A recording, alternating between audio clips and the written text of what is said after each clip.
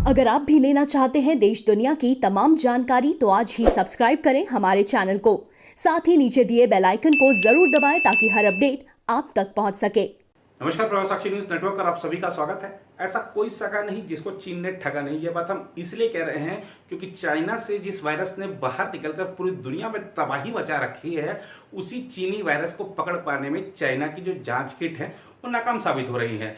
China ने पूरी दुनिया को महंगे दाम पर रैपिड टेस्ट किट बेची, लेकिन आप देखिए उसके परिणाम बिल्कुल गलत आ रहे हैं और 4-5% ही परिणाम उसके सही आते हैं और परिणाम ला पाने में ये जो जांच किट है बिल्कुल निष्फल साबित हो रही है।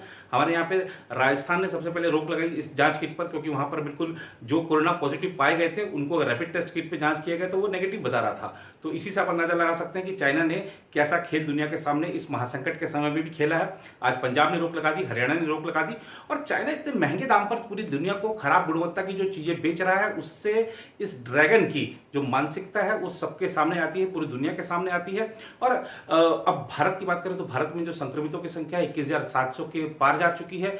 भारत सरकार कहीं बीच में आकर ये जो जांच के मामले हैं वो कहीं बीच में आकर अटक ना जाए, इसके लिए भारत सरकार बहुत पहले से प्लान बी पे काम कर रही थी, जो कि उसके पर अगर आज की डेट में देखें तो हम भारत सरकार काफी आगे बढ़ चुकी है। हमारे जो कई सारी स्वदेशी कंपनियां हैं कोविड-19 की जांच किट तैयार करने में लगी हुई हैं, नई नई तकनीकों से आईसीएमआर से मान्यता प्राप्त कर रही हैं।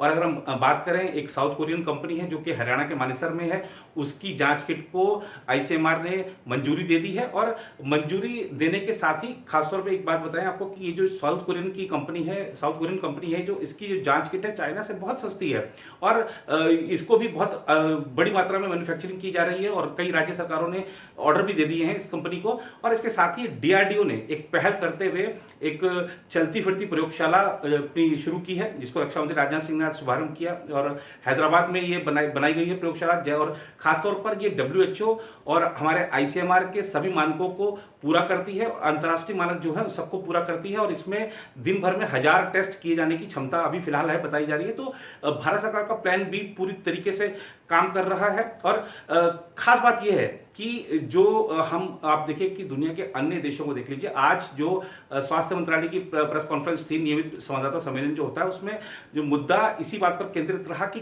कैसे भारत लॉकडाउन के 1 महीने के अंदर कोविड-19 के जो संक्रमण के मामले हैं उनको स्थिर रख पाने में सफल रहा है, जबकि दुनिया के किसी देश में ऐसा देखने को नहीं मिला है। इस बीच कोरोना संकट से निपटने के लिए सरकार द्वारा गठित वरिष्ठ अधिकारियों के समूह की अध्यक्षता कर रहे पर्यावरण सचिव CK मिश्रा ने नियमित संवाददाता सम्मेलन में बताया कि पिछले 1 महीने में कोरोना वायरस के संक्रमण फैलने की गति और संक्रमित मरीजों की संख्या में वृद्धि की गति में निरंतर गिरावट आ रही है। इस आधार पर यह कहा जा सकता है कि महामारी का प्रकोप बढ़ने की गति स्थिर बनी हुई है। मिश्रा ने लॉकडाउन की अवधि में इस महामारी को रोकने के लिए किए गए उपायों और इनसे हुए लाभ का ब्यौरा देते हुए बताया कि 23 मार्च तक किए गए कुल परीक्षण में 4.5% संक्रमित मरीज थे और 22 अप्रैल को भी कुल परीक्षण में संक्रमित मरीजों की हिस्सेदारी 4.5% ही है। उन्होंने कहा कि इससे स्पष्ट है कि देश में वायरस के संक्रमण की प्रसार दर स्थिर बनी हुई है। उन्होंने बताया कि 23 अप्रैल तक देश में कोरोना वायरस के कुल 14,915 परीक्षण किए गए थे और 22 अप्रैल को यह संख्या 5 लाख को पार कर गई है। मिश्रा ने कहा कि लॉकडाउन लागू होने के बाद परीक्षण में 33 गुना और संक्रमित मरीजों की संख्या में 16 गुना की वृद्धि हुई है। उन्होंने कहा कि इससे स्पष्ट है कि अमेरिका, इटली, ब्रिटेन सहित अन्य विकसित देशों की तुलना में भारत में संक्रमण की वर्तमान स्थिति संतोषजनक है। मिश्रा ने इसे लॉकडाउन के लिहाज से अहम उपलब्धि बताते हुए कहा, इन 30 दिनों में हम वायरस को फैलने से रोकने और इसके संक्रमण के खतरे को न्यूनतम करने में कामयाब रहे।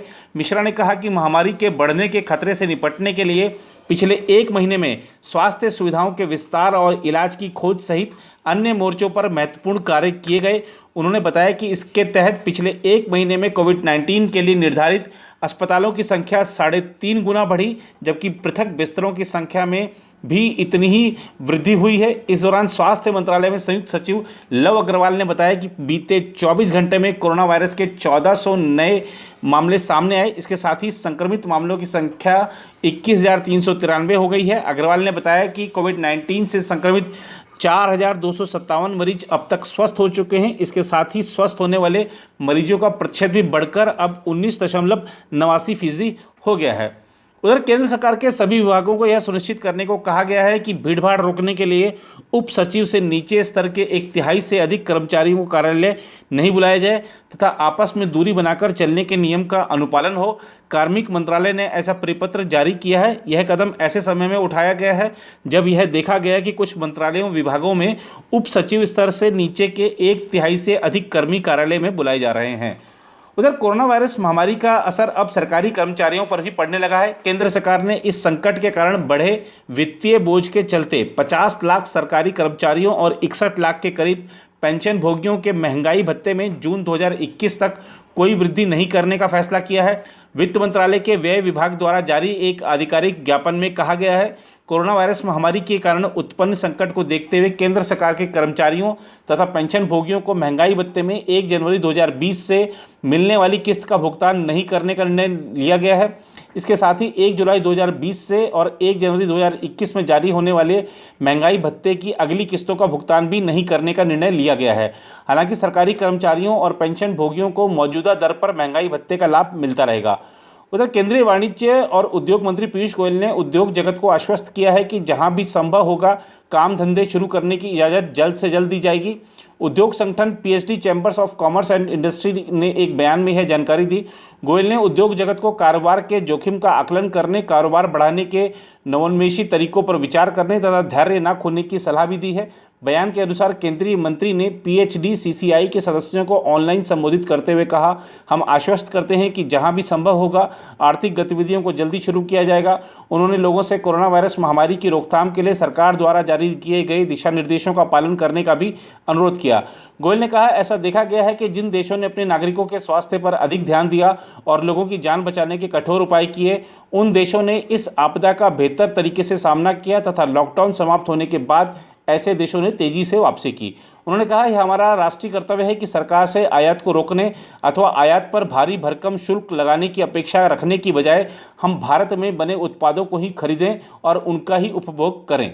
इस बीच देश में महासंकट के इस समय में भी राजनीति जारी है। आज आप देखिए कि कांग्रेस अध्यक्षा सोनिया गांधी ने सीडब्ल्यूसी की मीटिंग के बाद मोदी सरकार पर गंभीर आरोप लगाया, कहा कि सरकार सही रणनीति के साथ कोविड-19 से नहीं लड़ रही है। कोरोना वायरस के खिलाफ सरकार ने सही कदम नहीं उठाए हैं और आंशिक कदम ही उठाए हैं लॉकडाउन से लोगों को राहत दिलाने के लिए, जिसके बाद बीजेपी ने पलटवार किया। उधर पश्चिम बंगाल में देखिए क्या हो रहा है। पश्चिम बंगाल के मुख्यमंत्री और राज्यपाल के बीच में जंग छिड़ गई है। पश्चिम बंगाल के मुख्यमंत्री ने राज्यपाल को पत्र लिखकर कहा है कि मैं निर्वाचित मुख्यमंत्री हूं और आप मनोनीत राज्यपाल हैं और आप राज्य सरकार के जो संवैधानिक अधिकार हैं, संवैधानिक कर्तव्य हैं, उनको पालन करने दीजिए, आप बीच में हस्तक्षेप मत करिए। जिस पर राज्यपाल ने कहा है कि मैंने कुछ भी ऐसे अनर्गल आरोप नहीं लगाए हैं और वही बताया है जो की वास्तविकता है। तो इस तरीके की जो राजनीति है, हम बात जरूर करते हैं कि हम कोरोना वायरस से मिलकर लड़ रहे हैं, लॉकडाउन से जो लोगों को दिक्कतें हो रही हैं उसको मिलकर राहत दिलाएंगे, लेकिन ऐसा कुछ दिख नहीं रहा है। दिख भी रहा है तो बहुत कम दिख रहा है। उधर अगर हम बात करें, दिल्ली मेट्रो ने एक प्रस्ताव दिया है। खासतौर पर बताया जा रहा है कि ये दिल्ली मेट्रो को प्रस्ताव सीआईएसएफ की तरफ से दिया गया है। सीआईएसएफ ही वो बल है जो कि दिल्ली मेट्रो की सुरक्षा का काम देखती है। एक प्रस्ताव रखा गया है। अब देखना होगा कि दिल्ली मेट्रो सीआईएसएफ में इसमें सहमति बनती है, सरकार की सहमति कितनी होती है और क्या लॉकडाउन जब 3 मई तक है उसको आगे नहीं बढ़ाया जाता और दिल्ली मेट्रो की सेवाएं शुरू हो जाती हैं तो क्या ये प्रस्ताव अमल में लाया जाएगा। प्रस्ताव में क्या कहा गया है हम आपको बताते हैं। प्रस्ताव में कहा गया है कि जब यात्रियों को दिल्ली मेट्रो के किसी भी स्टेशन पर आप आएंगे तो वहां पर पहले तो आपकी जो भी आपने कोई भी धातु की वस्तु पहन रखी है, पहले आपको उसको उतार के चेक कराना पड़ेगा और उसके अलावा आपको जो आपका जो टेम्परेचर है वो चेक किया जाएगा। अगर किसी को खांसी या जुकाम या बुखार जैसे लक्षण है तो आपको स्टेशन के अंदर ही प्रवेश की अनुमति नहीं मिलेगी। और साथ ही अगर आप स्टेशन में प्रवेश चाहते हैं, दिल्ली मेट्रो से यात्रा करना चाहते हैं तो आपके मोबाइल में आरोग्य सेतु ऐप डाउनलोड होना चाहिए। इस बात की जांच परख की जाएगी। तो अगर 3 मई के बाद आपको लगता है दिल्ली मेट्रो अगर की सेवाएं शुरू होती हैं तो मान लीजिए कि एक लंबी लंबी लाइनें लगने वाली हैं, क्योंकि जांच हर एक व्यक्ति की कई स्तरों पर होगी तो जाहिर सी बात है कि लाइन लगेगी ही। और देखना होगा कि सबसे बड़ी बात यह है कि 3 मई के बाद क्या लॉकडाउन खत्म होता है। फिलहाल यही खबर है कि 27 अप्रैल को जो प्रधानमंत्री नरेंद्र मोदी मुख्यमंत्रियों के साथ संवाद करेंगे उसके बाद ही कोई इस मुद्दे पर आगे सरकार की ओर से रूपरेखा रखी जा सकती है।